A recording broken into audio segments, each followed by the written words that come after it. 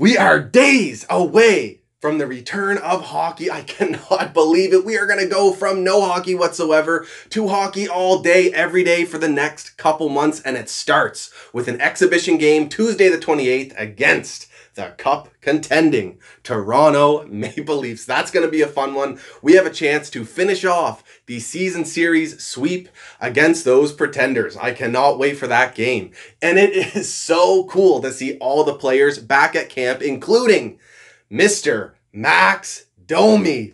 He has opted in, and it's amazing to see him and that big smile on the ice. Here is a look at the most recent lines that Coach Claude Julien is running at camp and that we may see in-game action very soon. So it does look like Claude is going to go with the trusted and true, well-balanced line of Phil Deneau, Thomas Tatar, and Brendan Gallagher. One of the best possession lines in all of hockey right now. And then the second line looks very interesting with Nick Suzuki at center, Jonathan Drewen on the left, and Yoel Armia on the right. Nick Suzuki and Yoel Armia will likely be taking a lot of the defensive responsibility for this line, leaving Drewen to get his offensive game going. And Nick Suzuki in his own right has some great offensive flair, and that will work really well with Jonathan Drewen. And don't forget about the slick hands that Yoel Armia likes to bring out from time to time. Now with the third and fourth line, I think there's going to be a bit of fluctuation over the next few days, especially now that Max Domi has returned to camp. But this is what they're going with so far, and you can get a sense of what the lines might look like in-game action for that first preseason game against the Leafs. And then for the defense, Claude Julien has Shea Weber and Ben Chiarot paired up. I think these guys are going to be relied upon heavily to shut down the Pittsburgh Penguins, especially for zone entries. Then with the second pair, we have Victor Mete playing a bit with Jeff Petrie in camp so far. However, I do think this top four will fluctuate a bit, even within games, depending on the matchups. And Brett Kulak may even get some time with Jeff Petrie as well. And then in that bottom pair, there's going to be a lot of competitiveness for who gets those minutes between Cale Fleury, Noah Juleson, Josh Brook, maybe even Gustav Olofsson as well. So keep an eye on that moving forward. And then in goal, we know who's going to be playing, and I suspect Carey is going to be dialed in from the get-go. So now I'm here to answer the question of whether or not we should tank this series against the Pittsburgh Penguins and go for the #1 first overall pick, aka Alexis Lafreniere, or if we should be cheering on the Habs to go on a long cup run. First, let me explain. If the Habs lose this 3 out of 5 series against the Penguins, at the very least, we will be drafting 9th place in the upcoming NHL entry draft. However, we will also have a 12.5% chance to win the second draft lottery and draft first overall to get Alexis Lafreniere, a Quebecois elite superstar. Now, if you know me, you know I've always been anti-tank. I think it's absolutely terrible for team development, and it encourages a losing culture. You look around the league at teams who tanked, whether on purpose or not, for many years, like Edmonton, Buffalo, Arizona, even Toronto, to get young elite talent. Even once they got that talent, it took them a long time to get away from that losing culture. Look at the Leafs to an extent right now, cannot get out of the first round of the playoffs. You look at Buffalo really struggling even just to get in the playoffs, even though they have a ton of strong young talent on their team. So I've always been anti-tank. However, in this situation, considering all circumstances, I can actually understand why Habs fans would want to lose this series. It's a French soon-to-be elite NHL superstar available at the #1 overall pick. There's going to be no fans in the arena. People are talking about how this cup could have an asterisk next to it. So I can actually understand why Habs fans would want to lose this series against the Penguins and at the very least draft 9th, get a strong talent, and also have that very strong chance at drafting Alexis Lafreniere. Alexis Lafreniere was born just outside of Montreal, Quebec, Canada. He is listed at 6'1", 194 pounds. He is a power forward left winger and soon to be elite superstar in the NHL. In his last 2 seasons with Rimouski Oceanic, 115 games played, 72 goals, 145 assists for 217 points. In those 115 games. And in the World Juniors most recently, 5 games played with 10 points. So you can see why he is going to go first overall and why Habs fans are really interested in getting him to our system. However, I would argue that the experience our young players and our team as a whole could gather in a hard-fought series against the Penguins and a potentially long playoff run would be absolutely invaluable to our franchise moving forward. So that's why I think the main focus of camp, the play-in series, and the playoffs should be a high level of competitiveness focused on team development and team chemistry with a very positive vibe. And that's what we're seeing in camp so far. This is a great opportunity for the Habs to face an elite level team and see what they are made of. It also may be the last time our team is together as a whole for many months, as the next NHL season won't be starting until December of 2020. Think of teams like New Jersey, Ottawa, Buffalo, who aren't involved in this tournament. Their teams won't be on the ice together for about 10 months total. That will, at the very least, have some sort of negative effect on the team-wide development for those rosters.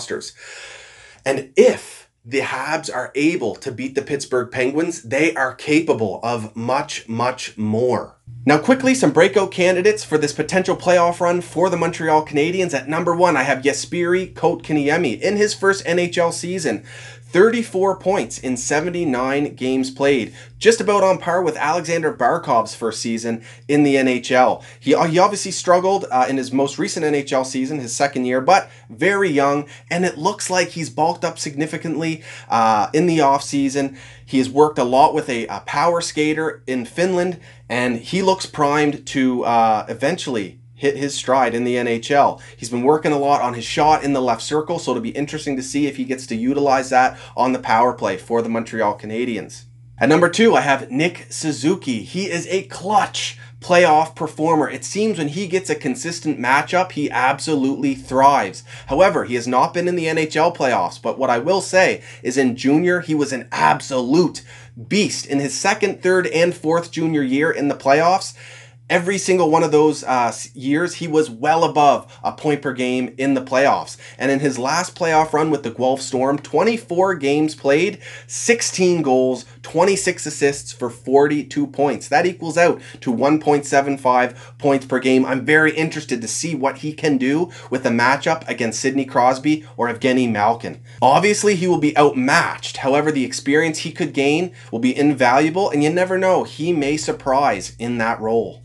Number 3, I have Jonathan Drewen. 14 points in 19 games to start his season this year, but then he really struggled once he returned from those injuries. He's fully healthy now, so no excuses as to him not being able to get his game back. And he is also a clutch performer in the playoffs, as seen as in his junior years, as well as in his one playoff run with the Tampa Bay Lightning, in which he had 17 games played, with 14 points. So I'm very interested and hopeful that Drewen will get his game back, especially if he gets big minutes in the Montreal Canadiens' top 6. Now, last but not least, he is a bit older, but at number 4, I have Yoel Armia. He had 30 points in 58 games this year, including 16 goals. However, in his last 10 games played the NHL season, he only had 2 points. So most of his points came at the beginning of the NHL season. So I'm very interested to see what he can do this playoff, especially playing with players like Jonathan Drewen and Nick Suzuki.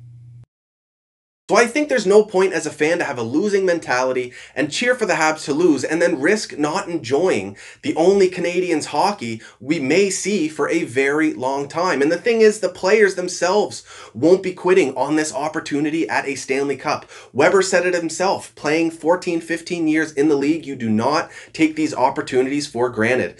And I want to see Shea Weber and Carey Price lift the Stanley Cup, so that is what I am going to be cheering for. And with Domi risking what he is risking to play, and other players on the team, including leaders, being away from their families, there is not one single guy on this roster that can slack and not pull their weight. It is going to be a hard-fought run for the Canadiens regardless of what happens, and every fan should be behind them for it. I think these NHL playoffs as a whole will be wide open for any team, especially a team like the Montreal Canadiens, who always come to play against top competition.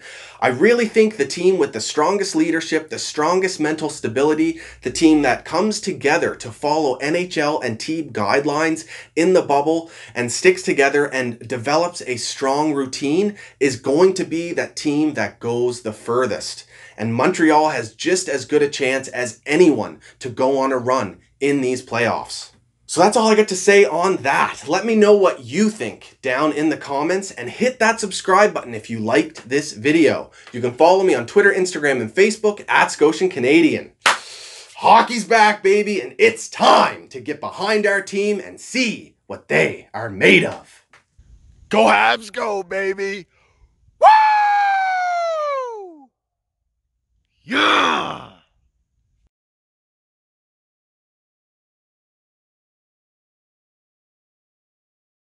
What's up, guys? If you have not seen my in-depth Montreal Canadiens Pittsburgh Penguins play-in series preview, check that out. The link is down in the description.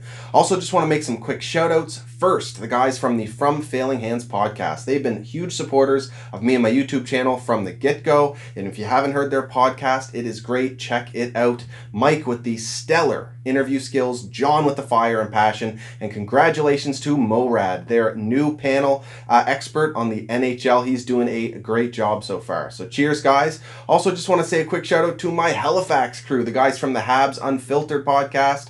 Trej, the gym selfies are killer, man. Looks like you're getting in great shape. And Matt from that podcast as well. Cheers, buddy. And check out Blaine Potvin's awesome journalism on his Twitter account and at The Hockey Writers. He does fantastic articles on the Montreal Canadiens.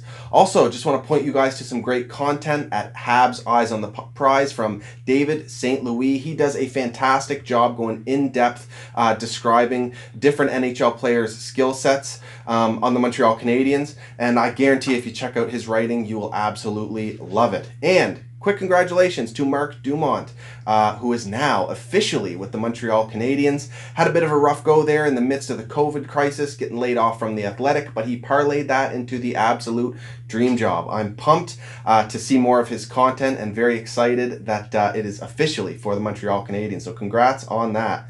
Cheers, guys. Follow me on Instagram, Facebook, and Twitter at Scotian Canadian, and make sure to hit that subscribe button. Go Habs, go.